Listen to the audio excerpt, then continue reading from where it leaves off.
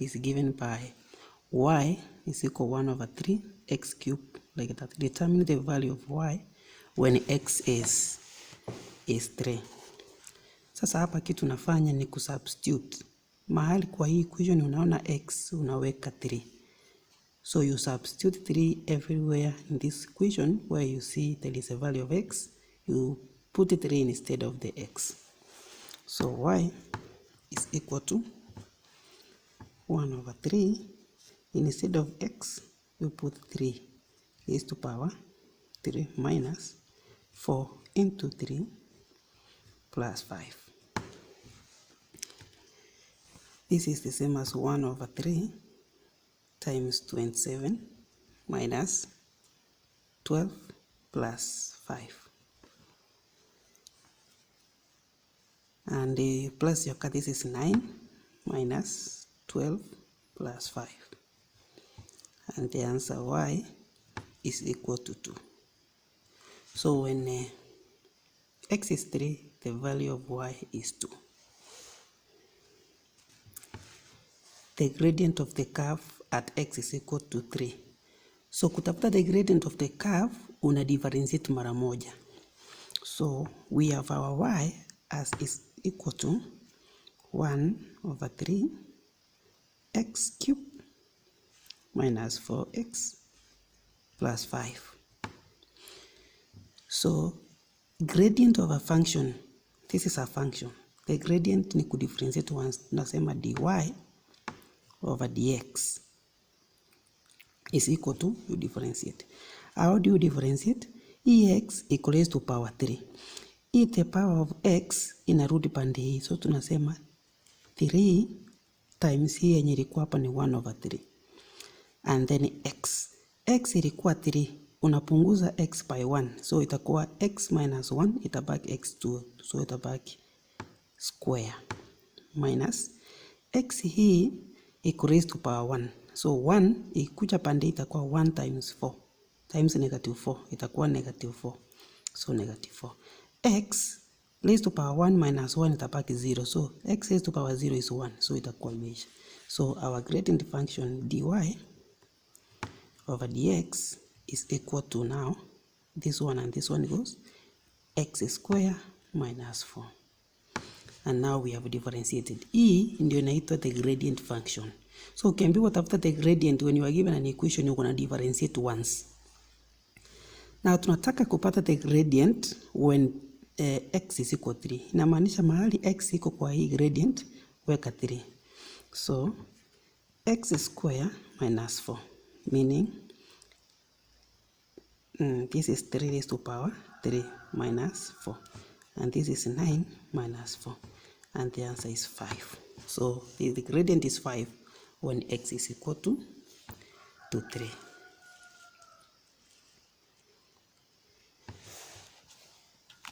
Turning point. The turning points of the curve and their nature. So we will determine the turning points and the curve of the nature. So the other name you will find that it means the same with the turning point ni stationary points. So ukisikia mahali unaulizwa tafuta find the stationary points, ni kama kukuambia find the turning points. The turning point of a curve or the stationary point of a curve occurs when the gradient function is 0. Umesikia venye nimesema? The turning point of a curve, the stationary point of a curve occurs when the gradient function dy over dx is equal to 0. So dy over dx is equal to 0. That's where we get the turning points. Tunaelewana? Sasa tushapata dy over dx ni kudifferentiate this our function y, na tushapata the gradient is x square minus 4. So dy over dx is equal to x square minus 4. So now we equate it to 0. So x square minus 4, the answer is 0. So x square is equal to tupeleke hii 4 pande hii, so utakuwa na 4. Tunataka the value of x. We find the square root, both sides. So tukitafuta hapa x inaenda kuwa either positive or negative 2. X is positive or negative 2. Unajua ni kwa nini tunasema x is negative or positive 2? Kwa sababu negative 2 squares ni 4. Positive 2 squares ni 4. Kwa hivyo majibu ni mawili. Now the value is this. So in now tupate the turning point ama the stationary point. So our value of x is equal to negative 2 or 2. So now we substitute to get the turning points. Tuna substitute hii value ya x kwa our original equation. Hapa, hii equation yetu. Tukisubstitute hapa x, tunapata the value of y. So the turning point will be that coordinate we are going to obtain. So tunafanya hivi. Y is equal 1 over 3 x raised to power 3 minus 4x plus what? Plus 5. Substitute now when x is equal negative 2.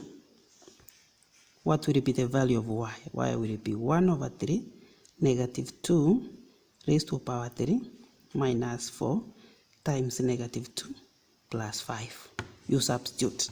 So y here will be equal to, when x is equal to negative 2, the value of y is going to be 10 to 1 over 3. 10 1 over 3.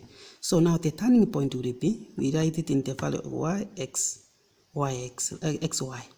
So the turning point, the first turning point will be ilikuwa negative 2, 10 1 over 3. So this is the turning point when x is equal to what? To negative 2. And then you write that when x is equal to positive 2, what will be the turning point? So y is equal to a third x cubed minus 4x plus 5.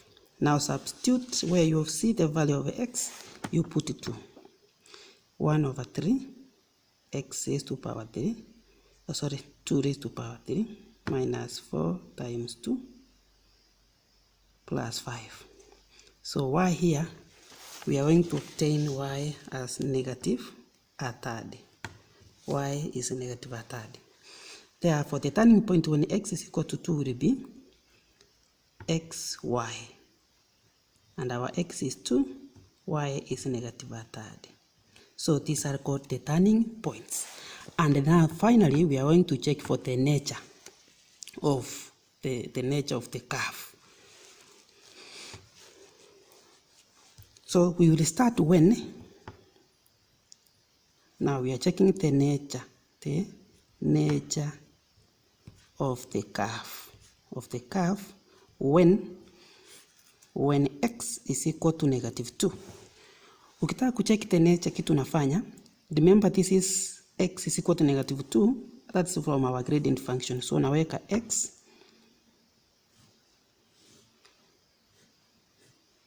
our x here is negative 2. Tafuta number moja, one number to the left of negative 2 and another number to the right of negative 2.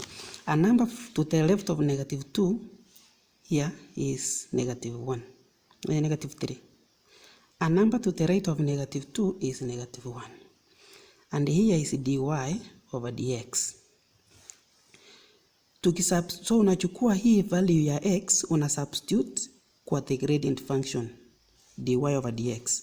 Kwa hivyo nikisubstitute na negative 2, the answer is going to be 0. Kwa aje? Negative 2 squares ni 4.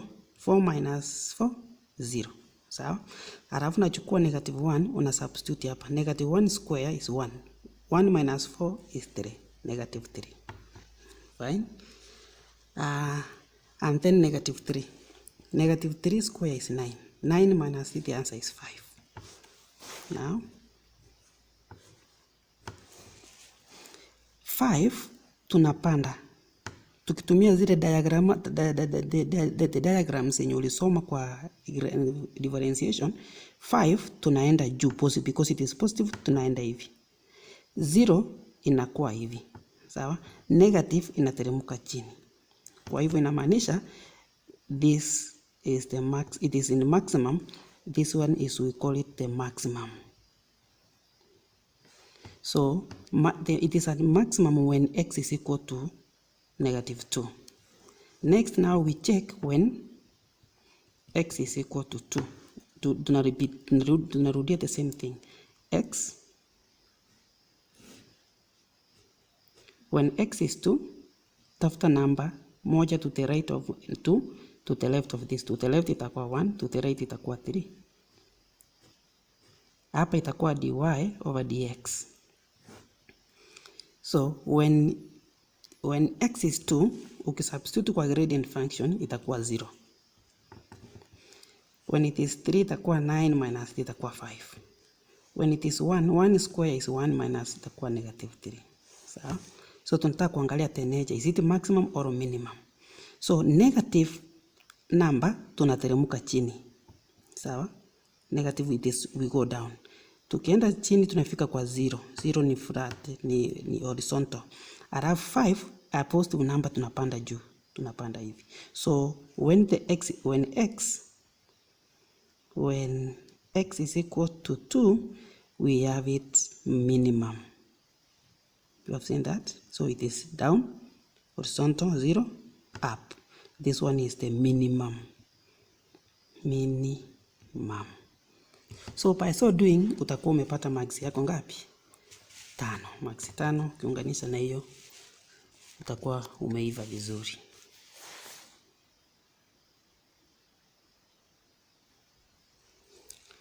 The figure below shows two triangles ABC and PCD with a common base, PC. PC is 3, 4, AC is this, CD is 7.5, and the angle, this one is 90. The area of triangle ABC is equal to the area of triangle PCD. That is the most important thing here. Area of ABC is equal to the area of BCD. Hapa tuko na triangle mbili, unaona area ya hii na hii. Lakini tukiangalia triangle ABC is a right angle triangle. A right angle triangle, tuko na AC, tuko na hypotenuse, tuko na base. Now we can get the height using Pythagoras theorem. So hapo ndio tunaanza. AC square minus BC square will give us AB square when we subtract, because this hypotenuse minus base, it will give us this. So 7.5.2 square minus 3.4 square will be AB squared. So this one will give us 51.84 minus 11.56, and this one will give us 40.28. But we want AB, so we find the square root, and this one will give us 6.3 to 1 decimal places. So our height AB is 6.3 centimeters. Now what do we do with that height? This height is going to give us the area of ABC. We know area of a triangle is a half base times height. So we have a half times the base is 3.4. 3.4 times the height we have calculated is 6.3. Na hii inatupea 10.7 centimeters square. So tumepata the area of ABC. Very good. Now we go to the next question. Our 3 marks is already obtained. Calculate the size of angle ABCD. Angle BCD. Calculate the size of angle BCD. BCD.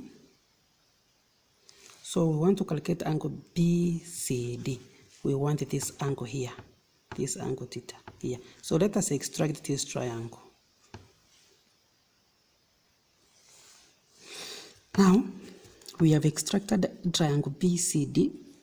This one is D, this one is B, and this is C. Tunajua hivyo. Lakini kitu tunajua ni kwamba area of ABC is equal to the area of BCD. Hiyo ndio tunajua. Na hii triangle BCD tumepewa two sides na tumepewa angle between them. Sawa?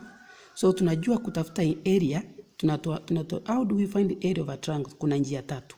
Kuna ile formula ya Iron's formula, kuna half base times height na kuna half side times side sin theta. So if I use that one, the area of AB, so area of BCD is equal to a half side times side sin theta, because this side and then this angle between them. So area will be 1/2 times this 3.4 times this 7.5, then sin theta. We don't have the theta here, this angle. Lakini tunajua kwamba this area will be equal to the area of the other triangle ABC, which is equal to 10.7 centimeters square. So we calculate everything here. We are going to have 12.75, everything here, sin theta is equal to 10.7. Tunataka theta, remember we are looking for the size of the angle C, theta. So we can divide by here 12.75, tutoe hii hapa, divide by 12.75. Hii inaisha, tunabaki na sin theta is equal to, you divide by this using your calculator, you find it is 0.8392. Lakini tunataka theta. How do you get theta from here? You find the sin inverse. So theta is equal to sin inverse 0.8395. Kutafuta sin inverse unafinya shift sin and then unaweka hii number. Shift sin alafu itakupea hii. So ukifinya hapo inakuletea theta is equal to 57.1 degrees. Lakini wewe ukitumia macho yako vizuri, hii angle iwezi kuwa less than 90. This is an obtuse angle. Kwa hivyo the angle here is the obtuse of this angle. So our correct theta is equal to 180 minus 57.1, the obtuse. And that one will give us 122.9 degrees. So the angle BCD is the obtuse of this angle na ni 122.7. Vitu zingine hapa sasa ndio unafaa utumie the knowledge you have gathered since types of triangles, angles, acute angle, obtuse angle, leaflet angle. So hiyo knowledge unafaa uitumie hapa. Very nice. Sasa tumepata angle. Now the next thing tunatafuta ni length BD. We want the length BD. So B, remember the sine rule and the cosine rule. Lazima ujue in hizo formula. So D, this one from BC, we will have small d. The opposite of B is this one, so we will have small b here. And C is here. So we are going to calculate now the length BC, which is C. We know that C square is equal to D square plus B square minus 2BD cos C, cos capital C. Your formula is much. This is the cosine rule, the cosine rule. So C square is going to be D square. D is 3.4 square plus B 7.5 square minus 2 times 3.4 times 7.5 cos, tuko nayo cos C ni 122.9. This is the same as 67.81 into 51. This times C times this will give you 51 cos 122.9. This will be the same as 67.81. Oh, sorry, there was a subtraction here, minus here. So minus into minus, whatever is coming is a subtraction, which is 27.7. A negative times a negative is going to be positive. So we will have 67 0.81 plus 27.7. And this one will give us 95.51. So C square is equal to 95.5, but tunataka C, hatutaki C square. So we find the square root both sides, and the C is equal to 9.8 centimeters. 9.8 centimeters. Finally, the size of BDC. We want the size of BDC. We want the size of BD, so we want this angle here. We want this angle here, alpha. How do we get the angle? We will use now the sine rule. The sine rule says that, so let me sketch this here. Now we want to get this angle here, this angle. But we know the sine rule. The sine rule says that we can say D over sine D, this D, will be equal to, we can use C, which has an angle, C over sine C, right? So D we have, that is 3.4 divided by sine D, we are looking for D, is equal to C. C we have obtained the CDPC, that is 9.8 divided by the sine 122.9. That one will give us the same thing. So we multiply, cross multiply, we will have 9.8 sine D will be equal to 3.4 sine 122.9. You cross multiply. We want the D, so we can divide it by both sides by 9.8 divided by 9.8. So sine D is equal to 0.29313. So ukifinya calculator you will get this one.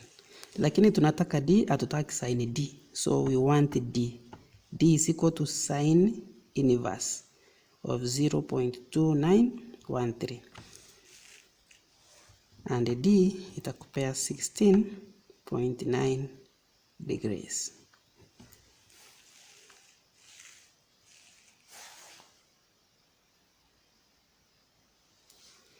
The distance covered by a moving particle through point O is given by the equation st cubed minus 15t squared plus 63t minus 10.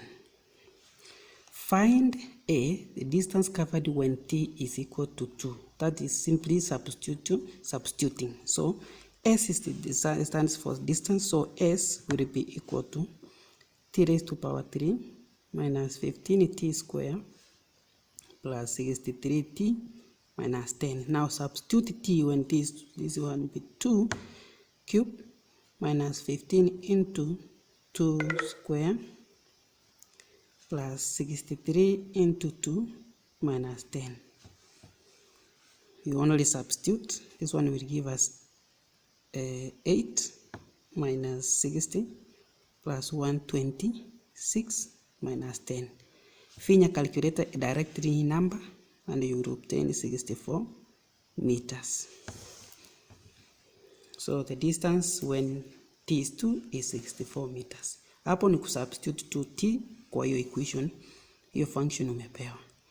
Number B, the distance covered during the third second. During.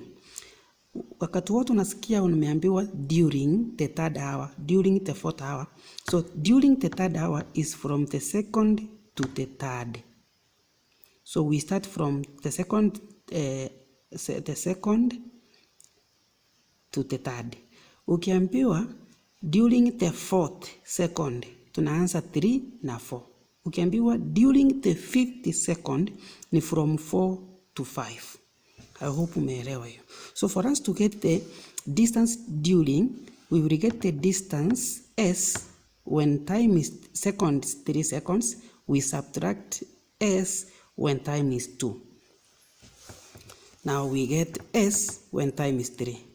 We just t cubed minus 15t squared plus 63t minus 10. Now we substitute t with 3 when time is 3. 3 cube minus 15 into 3 square plus 63 into 3 minus 10. This one is 27 minus 135 plus 189 minus 10. And this one will give us 71. But distance when time is 2 already with part t2, so it's 64. So the answer is going to be S3 minus S2, which is 71 minus 64. And the answer is going to be 7 meters. 7 meters.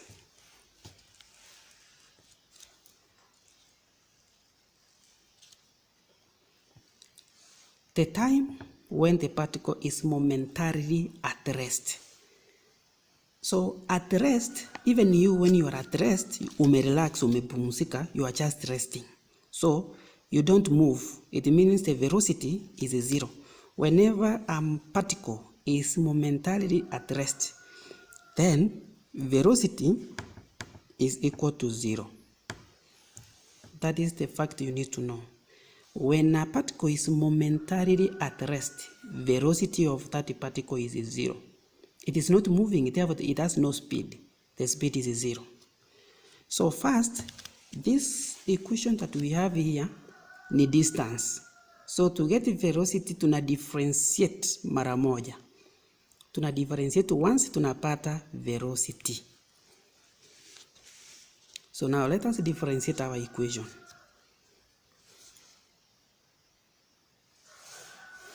So to differentiate this equation, we do it as ds over dt is equal, so that is velocity is equal ds over 2 differentiate. So let us differentiate. 3 raised to power 3, hii 3 inakuja mbele inakuwa 3, alafu inabakisha t. T ilikuwa raised to power 2, power 3. So 3 minus 1, the answer is 2, so tunabakisha 2. Hii t ya hapa, the second term iko na raised to power 2. So hii 2 inarudi pande hii, inakuwa 2 times negative 15 itakuwa negative 30. Alafu tunapakisha t moja. T ilikuwa raised to power 2 minus 1 itapaki t, so hapa ni 1. So hakuna cha kuandika 1 plus 63 ikuwa na t moja. T moja hapa iko na 1. 1 times 63 ni 63. 1 minus 1 ni 0, so tunapaki. Kwa hivyo this is the function of velocity. But now we have said that the velocity is 0, so we equate this one to 0. So 3t square minus 3t, 30t plus 63, the answer is 0. We can simplify this by dividing 3 or through, so we have 3t square minus 10t plus 21 equal to 0. Divided by 3 or through. This one, the product is 21, the sum is negative 31, is very easy. It is negative 7, negative 3. So t square minus 3t minus 7t plus 21, the answer is 0. We group them now into 2. So t into t minus 3 minus 7 into t minus 3, the answer is 0. So t minus 7, t minus 7, and then t minus 3. So t is equal to 7 or t is equal to 3. So the time when the particle is momentarily at rest is either when time is 3 or time is 7.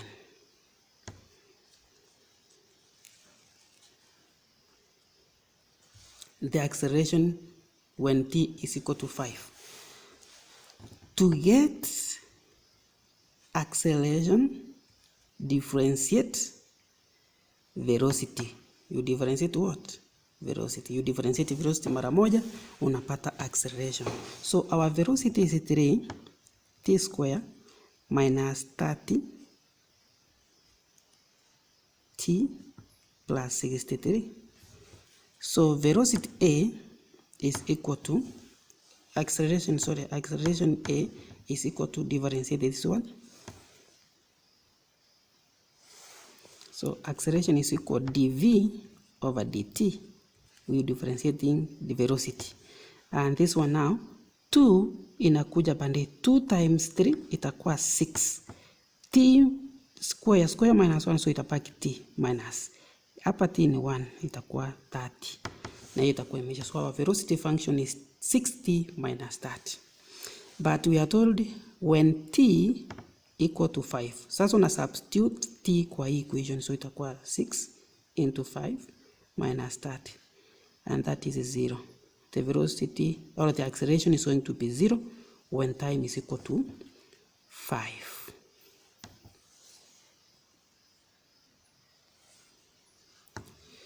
Two vertices of a triangle ABC are A and B as shown. Find the equation of line AB. So we want to get the equation of a line. So ili tupata ni equation of a line na tumepewa points ya A and B, kitu ya kwanza tunatafuta ni gradient. So first we need to get the gradient of AB. Gradient of a line is given by change in y over change in where? In x. So let us change our y. Hizi coordinate tukipewa hivi, the first one ni x, ya pili ni y. The first one ni x, ya pili ni y. So now we are changing y, so that is 12 minus 6. Nimeanza na hapa na unaanza tena huko, so itakuwa 7 minus 3. So the gradient is now 12 minus 6 is 6, 7 minus 3 is 4. This is the same as 3, 2 here 3, 2 here 2.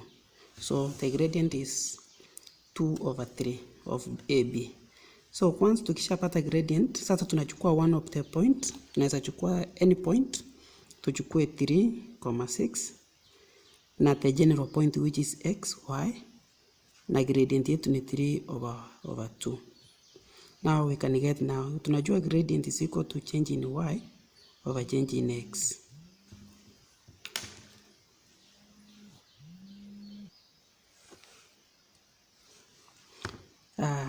But the gradient tumepata ni 3 over 2. So tunasema change in y ni y minus 6 divided by x minus 3. And the answer is 3 over 2. Tuna cross multiply, itakuwa 2y minus 12 is equal to 3x. E times e minus e times e itakuwa minus 9. So 2y itakuwa 3x negative 9 plus 12. 2y itakuwa ngapi? Itakuwa 3x plus 3. Finally y, so we divide by 2, so we have y is equal to 3 over 2x plus 3 over 2. And that is the equation of line AB. Hiyo ndio equation ya line AB. Find the equation of the perpendicular bisector of line AB. So the perpendicular bisector of line AB, hiyo ni line ambayo ina bisect hapa katikati. This line is now perpendicular to AB. We know perpendicular lines, the relationship of their gradient. Lakini before even we do that, we must first get what would be the point here at the midpoint. So we need to get the point here at the center, mahali zina meet. So midpoint tunapeana x1 plus x2 over 2, y1 plus y2 over 2 inatupea midpoint. Tunajua AB, the first x ni 2 plus the second x which is 7 or 3, not 2. The 3 divided by 2, the y6 plus 12 over 2. So the midpoint is 10 divided by 2 itakuwa 5, 18 divided by 2 itakuwa 9. So the midpoint is 5, 9. Hiyo ndio kitu ya kwanza lazima utafute. Sasa the next thing ni kutafuta the gradient of this line C to the midpoint. Lakini tunajua the gradient of AB. Gradient of AB equal to 3 over 2. So the gradient of the perpendicular line, the relationship is m1 times m2, the answer is negative 1. So the gradient of the perpendicular line is going to be negative 2 over 3. The reciprocal of that, but negative. I hope unajua kutafuta hiyo gradient ingine because of time. Now, once tumepata gradient of this line, now tunaweza tumia the general point xy na hii point tupate the equation of the line because tulikuwa tunataka find the equation. So we have the point 5, 9, we have x, y, and then we have the gradient negative 2, 3. So change in y minus 9, x minus 5, the answer is negative 2 over 3. You cross multiply 5, 3y minus 27 is equal to negative 2x plus 10. 3y equal to negative 2x, tukua ipande ingine equal 10 plus 27. 3y itakuwa negative 2x plus 37. Divide by both sides by 3. So y is equal to negative 2 over 3x plus 37 over 3. And that is the equation of the perpendicular bisector of AB.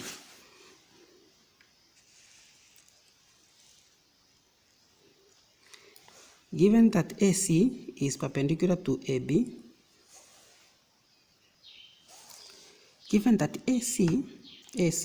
is perpendicular to AB, so it means this one is perpendicular to AC. And the equation of BC is y is equal to negative 5x plus 47. Find the coordinate of C. Now we want to find the coordinate here of C. Kwa hivyo kama AB na AC are perpendicular, the relationship of the gradient, tunajua gradient ya AB. So gradient ya AC is 2 over 3 negative. Kama hii ni 3 over 2, hii itakuwa hivi. Perpendicular lines, the gradient of perpendicular lines, when you multiply them, the answer should be negative 1. Kama ni hivyo sasa tuko na point moja, tunaweza pata equation of AC. Equation of AC tutafanya x, y, 3, 6, and then the gradient is negative 3, 2. Y minus 6 over x minus 3, the answer is negative 2 over 3. 3y minus 18 equal to negative 2x plus 6. Like times together, this one is 3y equal to negative 2x plus 24. This one itakuja hapa itakuwa 24. So y equal to negative 2 over 3x plus 8. So this is the equation of line AC. The equation of line AC. Lakini AC sinakutana na BC at the point C. Inamaanisha at this point the value of y is going to be the same. Kwa hivyo tuna equate the equation of y ya hii line na equation of y of this line. So inamaanisha negative 5x plus 47 would be equal to negative 2 over 3x plus 8. This one is going to give us the value of y, of x.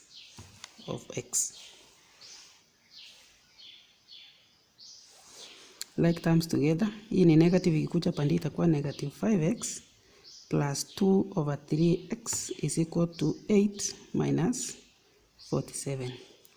Hapa tunaenda kuwa na negative. Yeah, this one is going to give us negative 4 1 over 3 is equal to negative 39. Kwa hivyo tunataka kuweka equal property. This is 3 times 4, that is 12, plus 1. Negative unaiacha kando.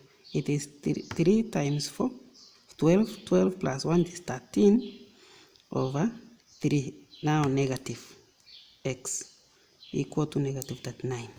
So we can multiply both sides by 3 over negative 13 times 3 over negative 13. This one goes, so x itakuwa hii na hii itakuwa 3. So x is going to be 9.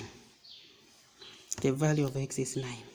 So Now tuna substitute 9 either in this equation or this one, and we find the value of x. So let us use this. Y will be equal to -5 times 9 plus 47. This one is -45 plus 47. So y equal to 2, meaning the coordinate xy, x is 9, y is 2. So C is 9, 2. And you are done. You get your 10 marks. Thank you very much.